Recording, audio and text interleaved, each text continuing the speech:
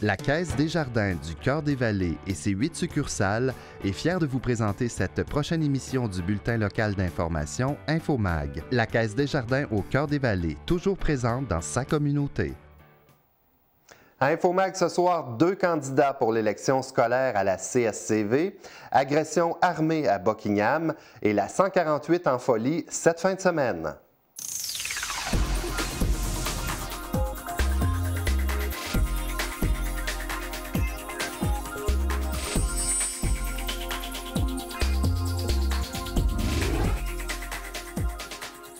Bonsoir, mesdames et messieurs, ici Martin Perrault. Bienvenue à votre magazine Infomag du mardi 17 mai 2016. Les élections scolaires pour la circonscription 10 de Masson-Angers-Ouest de la commission scolaire au Cœur-des-Vallées se tiendront le 12 juin prochain. Les 2 candidats qui se feront la course sont Pierre Daou et Sylvain Tremblay. Pierre Daou a d'ailleurs convié les médias à Tursault lundi dernier pour lancer officiellement sa campagne. Son outil principal de communication sera un signet qui sera distribué dans la région. M. Daou préfère la communication directe avec les électeurs plutôt que l'utilisation des médias sociaux. Il tient à ne pas déranger les gens en les visitant à la maison, mais bien prêt à les rencontrer dans des assemblées de cuisine comme cela se faisait anciennement. Il entend également utiliser le téléphone et les courriels pour communiquer. Vous vous rappellerez que Pierre Daou avait déjà mentionné lorsqu'il voulait le poste de Maxime Huppé-Labelle que s'il y avait plus d'un candidat qui se manifestait, il leur retirerait sa candidature pour sauver des coûts. Mais cette fois-ci, changement de cap, il poursuit la course. Il nous explique pourquoi.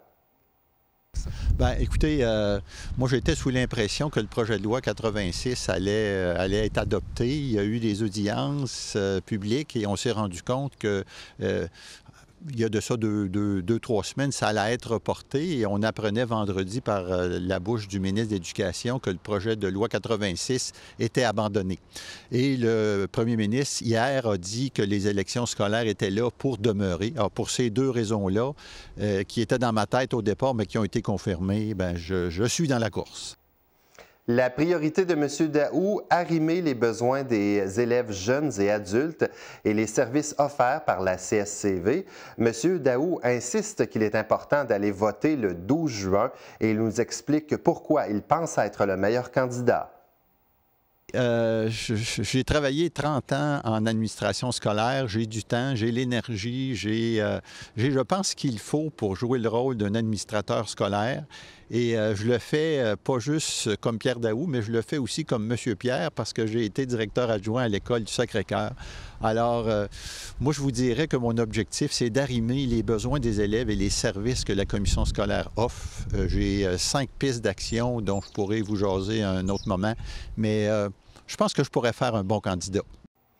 La commission scolaire au Cœur-des-Vallées tenait la 2e édition de la grande tournée des écoles au parc McLaren sous le pont Brady à Buckingham vendredi dernier.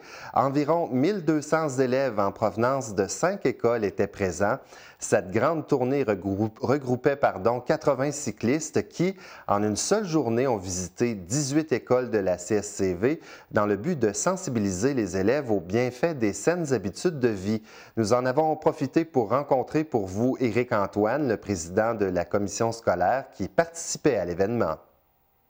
La 2e édition de la grande tournée des écoles qui était initiée par Frédéric Ménard et son équipe, la grande tournée des écoles. Une équipe phénoménale. Je souhaite longue vie à la grande tournée des écoles. C'est extraordinaire de voir les jeunes bouger. On fait 97 km. Il y a 3 parcours, 97 km, 22 km ou 76. Il y a des gens qui partent de partout. On arrête dans plusieurs écoles du territoire. C'est important de faire bouger les jeunes. On veut leur faire des activités, on veut les faire bouger. L'époque du iPhone, iPad, tout ça, ça occupe beaucoup de temps par rapport à l'activité qu'on fait faire aux jeunes dehors. Fait qu'on les invite à sortir avec leurs parents, grands-parents et bouger pour être en santé pour les générations à venir. Les élèves qui sont engagés dans les saines habitudes de vie et les professeurs, les enseignants qui encouragent les saines habitudes de vie, les méthodes sortir dehors, faire de l'activité. Et puis, on leur remet des certificats pour les reconnaître. Il y a aussi 4 écoles sur notre territoire qui ont été choisies et dont un chèque de 1 000 $ va leur être remis en reconnaissance des saines habitudes de vie. Le service de police de la ville de Gatineau est intervenu vendredi dernier pour une histoire d'agression armée qui s'est déroulée au 136 rue Lépine dans le secteur Buckingham. C'est un homme âgé dans la cinquantaine qui aurait été agressé. Plus de détails avec Pierre Lantier, agent relationniste du service de police de Gatineau.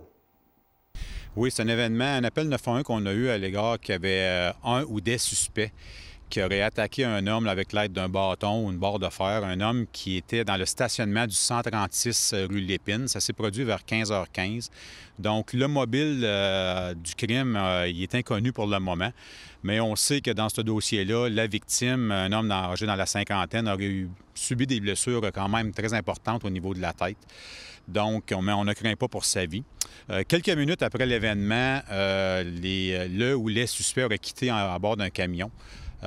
Nos policiers ont intercepté le véhicule en question, ont procédé à l'arrestation d'un homme âgé dans la fin quarantaine. On parle là, de M. Marc Rochon, qui a été arrêté, comme je disais, par nos policiers. Ce même M. Rochon-là a été accusé là, de vol qualifié sur une personne, d'agression armée et également de voie de fait là, avec lésion à l'égard de la victime. Le service de police de Gatineau invite la population à son deuxième déjeuner bénéfice au profit de l'Association québécoise des troubles d'apprentissage, l'AQETA. Ce sera demain, mercredi le 18 mai, de 6h à 11h au restaurant La Loge. C'est à l'intérieur du complexe Branchot-Brière à Gatineau. On peut écouter à nouveau Pierre Lantier. Oui, deuxième déjeuner bénéfice du service de police de la ville de Gatineau. D'ailleurs, au nom de M. Harel et tous les employés, on vous invite demain, mercredi, là, le 18 mai, pour justement venir nous rencontrer là, au restaurant La Loge, qui est situé là, sur le boulevard Labrosse, dans le complexe Branchot-Brière. Donc, entre 6h et 11h, là, nos policiers vont vous servir à déjeuner. Si les gens ont des questions, c'est un bon moment pour échanger avec les policiers. Et ce qui est important de mentionner, c'est que tous les revenus qui vont être amassés lors de ce déjeuner-là vont aller pour l'organisme l'AQETA au niveau des troubles d'apprentissage. Il y a une augmentation de fraude qui vise certains commerces de la région de style café et pâtisserie, principalement dans les secteurs de Hull et d'Aylmer. Ces transactions frauduleuses se font par carte de crédit. Pierre Lantier nous explique. Oui, c'est ça. Donc, il y a des suspects là, donc, qui fonctionnent d'une façon qui est quand même assez commune. Ils vont s'attaquer à des petits commerces. On parle là, de pâtisserie, de café. Au niveau de faire des commandes allant entre 300 et 500 $. Donc, la façon que le suspect procède, c'est qu'il contacte les responsables du commerce. Il y a une commande qui est placée et au niveau du paiement, c'est que souvent, le suspect va donner un numéro de carte de crédit par téléphone. Donc, par la suite, lors où le suspect veut faire ramasser la nourriture, justement, suite à la commande, c'est qu'il va envoyer un chauffeur d'une compagnie de taxi X, si on veut, pour ramasser le tout. Mais la carte de crédit n'est jamais validée. C'est par la suite que lorsque le commerçant reçoit ses factures, il constate que ça a été une commande avec une carte de crédit volée ou perdue. Donc, avis aux commerçants, c'est très, très important lors d'une commande semblable de demander à ce que la personne se présente au commerce, de valider la carte de crédit avant d'aller plus loin au niveau de la commande de nourriture. On approche de la fin de la campagne de financement annuel de la TVC Basse-Lièvre. Je vous rappelle comment ça fonctionne. Il est possible de vous procurer une carte de membre. C'est au coût de 10 $. Et cette carte-là vous permet évidemment d'accéder à un tirage. Vous pouvez avoir des prix très intéressants. Et ceci, ça aide beaucoup la télévision communautaire dans sa mission de produire des émissions et de vous tenir informés. Donc, si jamais ça vous intéresse d'encourager votre TVC Basse-Lièvre, il y a un numéro de téléphone qui est le 819-281-8250. Donc, le 281-8250. Ça se termine le 25 mai. Si vous pouvez nous donner un coup de pouce, ça serait très apprécié. Maintenant, je vais vous parler de travaux de construction qui commencent ce soir sur le pont des Draveurs à Gatineau. C'est du bétonnage. Ça va avoir lieu jusqu'au 20 mai et c'est de 21h le soir à 6h le matin. Donc, la circulation va être impossible en direction est sur le pont des Draveurs pendant ces travaux-là. Cette fin de semaine, les 21 et 22 mai, ce sera le grand événement 148 148 en folie, le plus grand festival de vente de garages festif au Québec. Je vous présente notre entrevue avec le conseiller municipal Marc Carrière dans quelques secondes.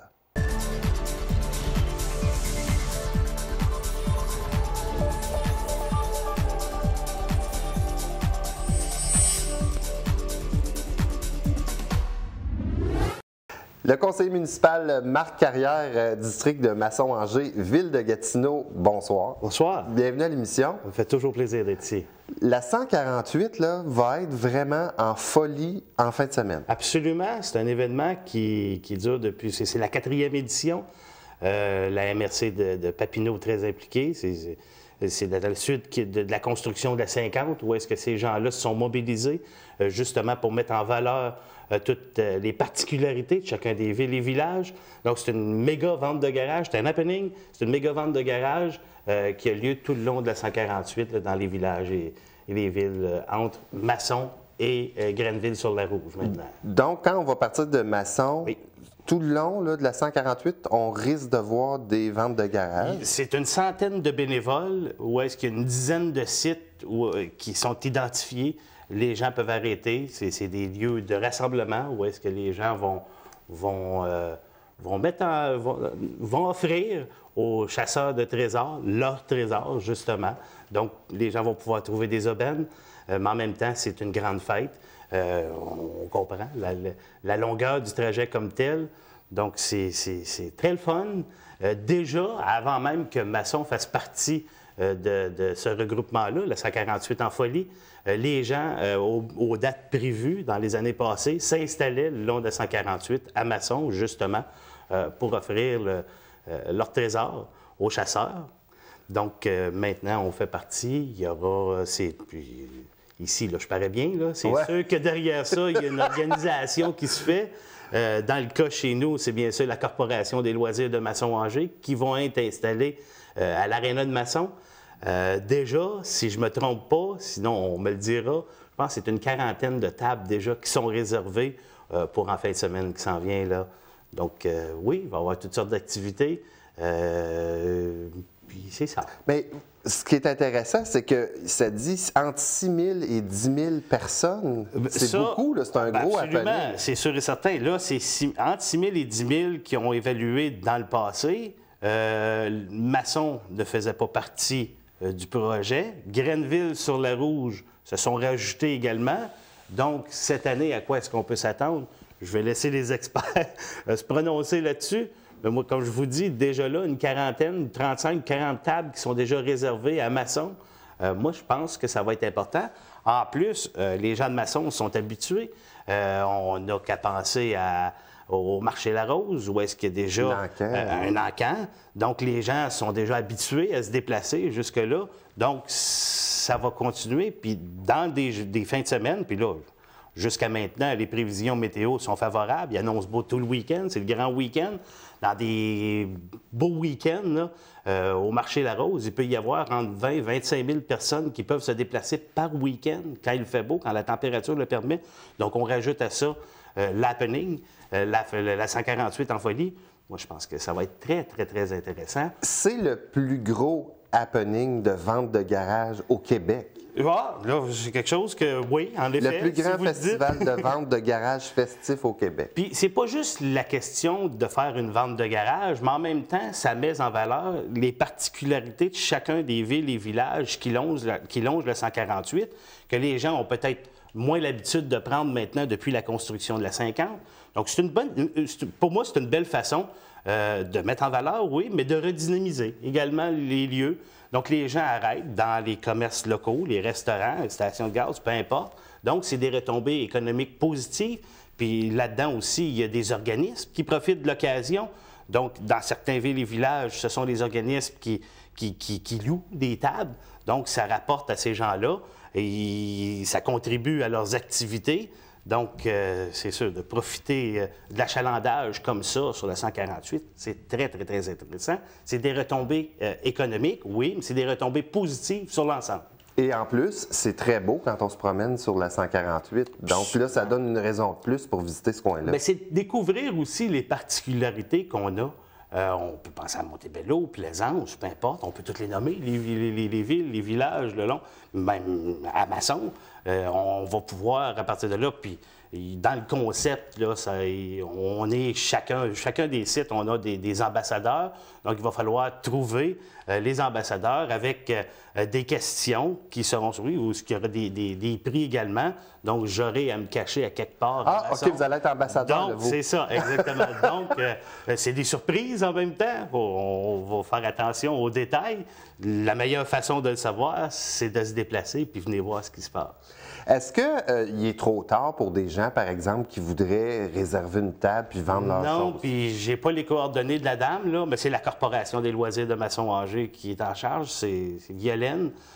J'ai pas ses coordonnées par cœur. On le trouvera d'ici la fin de l'émission. Parfait. Mais en effet, moi, je pense qu'il n'est pas trop tard. Puis de toute façon, on fera de la place. Le stationnement de l'aréna est grand. Moi, je pense qu'il n'est jamais trop tard. Justement, c'est une belle mobilisation. C'est une belle occasion de se rassembler, les citoyens, ensemble. Déjà, ça se faisait de façon régulière, les dimanches, le perron de l'église. Maintenant, on a une occasion spéciale. Donc, ça va être un gros happening. Bien, j'espère que ça va être intéressant et qu'il va y avoir beaucoup de monde qui vont y aller, la 148 en folie. Monsieur Carrière, avant de vous laisser aller, aujourd'hui, c'est une journée de conseil municipal. Y a-t-il un dossier en particulier intéressant pour Masson-Angers? En fait, il y en a deux. C'est dans les premiers, ça va revenir au conseil, là. Il y a la phase 3 du développement. Là, j'embarque dans quelque chose. Oui. Il y a un développement important où est-ce qu'une étape qui sera franchie aujourd'hui, en fait, il y en a deux. Il y a aussi MRA Chartrand où est-ce qu'on adopte là, une des premières étapes là, qui va être pour l'aménagement, le réaménagement de l'endroit comme tel. De toute façon, on va pouvoir vous écouter ce soir en direct à 19h30 sur les ondes de la TVC puis de ma TV. Monsieur Carrière, merci beaucoup d'avoir passé nous visiter. Puis on va aller participer à la 148 en folie. Tout le monde est bienvenu. Merci, Monsieur Carrière. Merci.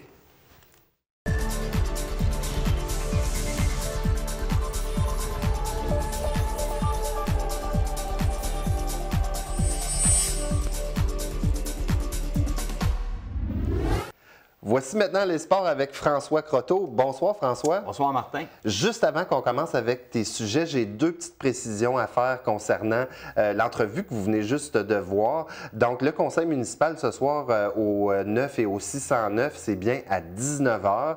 Et autre chose, on a les coordonnées pour la 148 en folie. Vous pouvez appeler Violaine Lauzon au 281-4976, 281-4976. François. Oui. De retour à toi. Voilà. Boxe, Vanessa Lepage-Joannis est très, très bonne. Oui, on sait qu'en fin de semaine dernière, c'était le combat revanche là, contre Annie Mazerol. Elle avait remporté le combat au Nouveau-Brunswick un peu plus tôt cette année. Et c'était combat revanche, on peut dire, qui avait lieu du côté de Montréal, au Métropolis. Et à nouveau, Mme Lepage-Joannis est venue à bout de son adversaire. Ça a été un combat, une véritable guerre de tranchées. Là. Ça pleuvait les coups. Et elle a eu le déçu sur sa rivale en remportant le dernier round décisivement. De toute façon, c'est une décision unanime des juges. Alors, on la félicite et c'est un nom à retenir là, du côté de la boxe professionnelle. Oui, parce qu'on l'entend souvent dernièrement. Oui, bon, on sait qu'elle a été championne canadienne. Alors, oui, effectivement. Au hockey, maintenant, le tournoi provincial de Buckingham. Oui, changement de cap, virage à 180 degrés. Le tournoi Buckingham, maintenant, va offrir du calibre 2A et 2B. Ou 2B et 2C, là, ça reste à déterminer, mais pour toutes les catégories, soit de atome à midget. Ça, c'est une première là, du côté de l'Outaouais où on a un tournoi où on a toutes les catégories en même temps, double lettre. Et du côté du tournoi de Masson, bien, lui, il va à ce moment-là être réservé aux équipes de catégorie A, B et C. Alors, on voit là, qu'avec la fusion qu'il y a eu il y a quelques années déjà, bien, on commence aussi à positionner les tournois là, afin de stabiliser puis rentabiliser le tout. Et maintenant, au hockey aussi, les Olympiques de Gatineau sont en mode recrutement. Ah oui, effectivement. Là, on sait avec le départ de Benoît Groux, bien, ça prend un nouveau directeur gérant et absolument un entraîneur-chef. Ceux qui ont pu lire là, le droit en fin de semaine ont vu que Charlie Henry il est allé de quelques recommandations, dont Marty Johnson, qui est présentement un entraîneur dans la Ligue East Coast, si ma mémoire est fidèle. Lui, il a déjà fait partie des Olympiques. C'est un gars d'action, c'est un entraîneur qui dirige comme il a joué. Et aussi, ce matin, du côté du droit, on moussait la candidature de Martin Lafleur. Alors là, il faudra voir. C'est sûr qu'il y a beaucoup de prétendants au poste. Ça serait bon aussi d'avoir quand même, moi je pense, du produit local. Sauf que Martin Lafleur s'est engagé du côté du Midget 3A. Sauf qu'en quelque part, il peut y avoir des clauses que s'il y a une chance d'aller du côté junior, à ce moment-là, on le laisserait partir. Pour le DG, là, je pense qu'il va falloir, même si M. Henry disait qu'il faudrait que ça soit comme deux chums ensemble là, pour prendre les rênes, je pense que dans le hockey d'aujourd'hui, ça va prendre quelqu'un d'aguerri, ça prend un communicateur solide et ça prend quelqu'un qui est capable de tenir tête à la fois au conseil d'administration et à son entraîneur-chef aussi. Ça prend des gens de hockey, là, finalement. Alors, écoutez, le repêchage est le 4 juin. Moi, je m'attends à ce qu'on ait des nouvelles la semaine prochaine. Je sais comment tu aimes le golf, et là, il va y avoir du golf à Montpellier. Oui, on sait que, le golf, on avait annoncé qu'il n'y aurait pas de saison cette année du côté de Montpellier, sauf que, revirement, Paul-André Charbonneau, un entrepreneur là, de l'Outaouais, s'est porté acquéreur. On sait que c'était Stéphane Richer qui était propriétaire depuis 1998. La transaction, sans la connaître exactement, se chiffre à plus ou moins 2 millions de dollars. Et pour les amateurs de golf, ça va être ouvert en fin de semaine, c'est-à-dire pour la longue fin de semaine. Et on annonce de la superbe température. Oui. Et ça va ramener Ron Teoli à titre de directeur général du club. Et peut-être dans le futur, là, M. Charbonneau aurait un projet de condo, de construction de condos en bordure du lac Simon. Donc, un bel avenir là, du côté du club de golf à Montpellier. D'ailleurs, très beau parcours.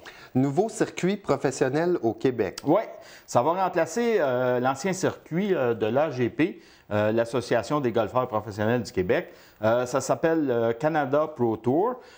L'idée de ça, c'est Jean Trudeau, qui était anciennement directeur général de l'AGP, qui lui a dit ça serait bon un peu de mélanger ça là, et de remanier ça, ce circuit-là.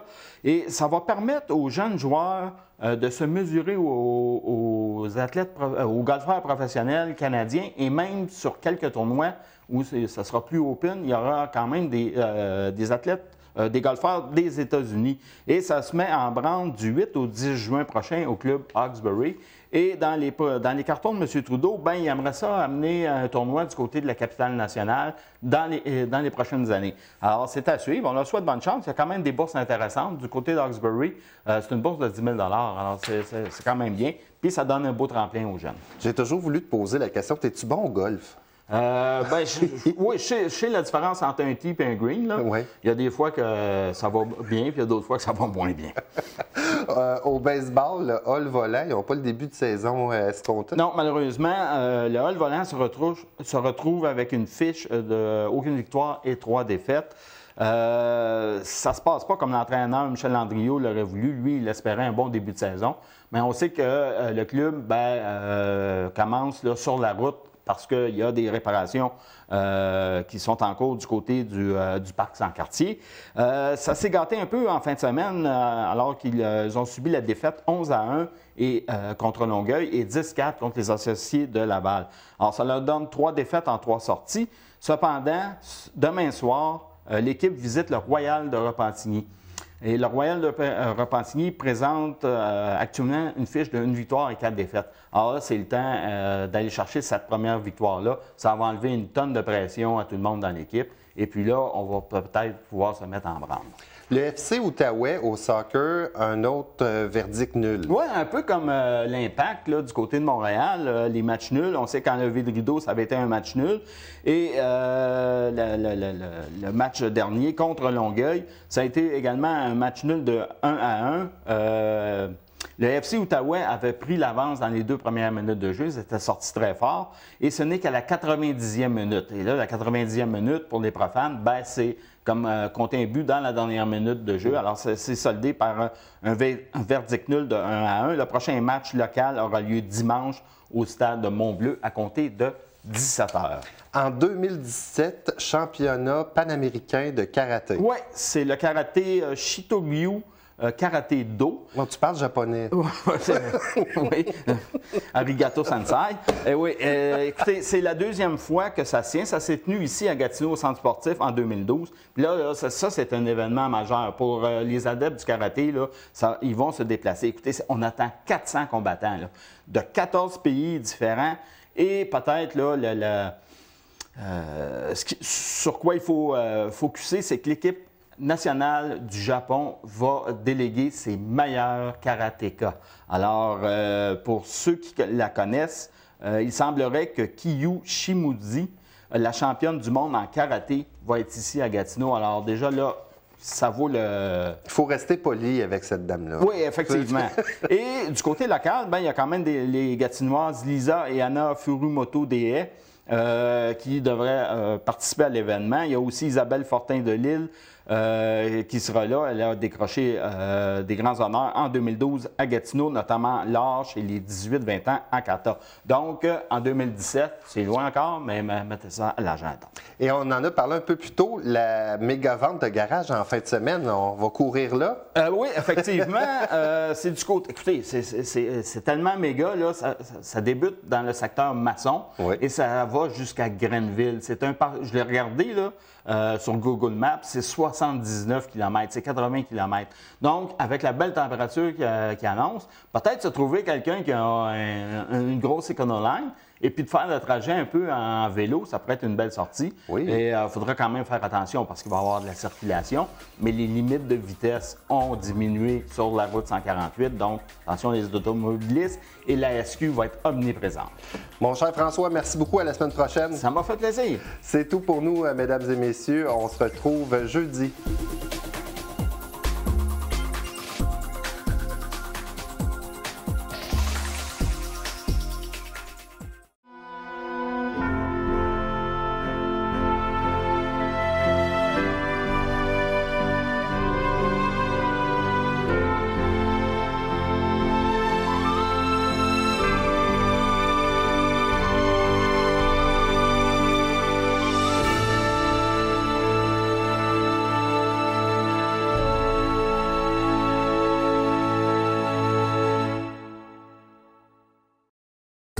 Dans les années 60, le slasher de Buckingham sera détruit. Ses opérations seront transférées à l'usine existante de Masson ainsi qu'à la nouvelle usine de Pouport située au nord de Buckingham. Le moulin de Pouport était bâti sur une ancienne écluse qui avait été bâtie vers 1870 pour permettre aux bateaux de transport de monter jusqu'au rapide d'Highfall et puis de descendre les matériels miniers qui descendaient aussi vers le moulin à Buckingham. Et puis en 1959, l'écluse a été abandonnée et puis la compagnie McLaren a décidé de bâtir un moulin à écorçage sur l'écluse. Donc l'écluse passait dans le moulin et puis c'est ça qui amenait le courant, c'est ça qui alimentait le bois vers les écorceuses. Ensuite, le bois était rejeté à la rivière, puis descendait à Buckingham. Ça prenait à peu près 2 jours, d'après des vents. Et puis, arrivé au landing, ici. Ensuite, il était acheminé dans une sluice qui s'appelle la Glissoire, vers Masson.